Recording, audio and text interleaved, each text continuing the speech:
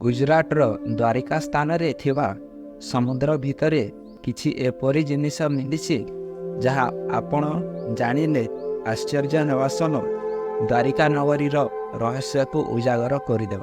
CSIR ଗୋଟିଏ ସଂସ୍ଥା ଏହି ବିଷୟରେ ଅନୁସନ୍ଧାନ କରି ଆସୁଥିଲା।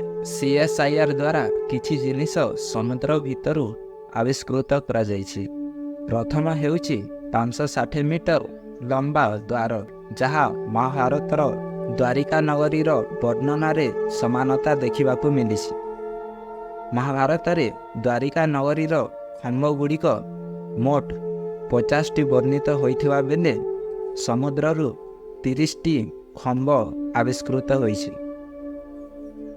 ଏହା ସହିତ ସେହି ସମୟର କିଛି ବାସନ ପାତ୍ର ମିଳିଛି, ଯାହାକୁ ପରୀକ୍ଷା କରି ଜଣାଗଲା ଯେ ଏହା 3000 BCରୁ ଅଧିକ ପୁରୁଣା।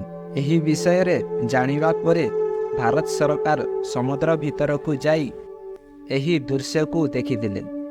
ଏ ବିଷୟରେ ଆପଣଙ୍କ ମତାମତ କ'ଣ ଆମକୁ କମେଣ୍ଟ ବକ୍ସରେ ଜଣାନ୍ତୁ ଏବଂ ଭିଡ଼ିଓଟି ଭଲ ଲାଗିଲେ ଚ୍ୟାନେଲଟିକୁ ସବସ୍କ୍ରାଇବ୍ କରନ୍ତୁ।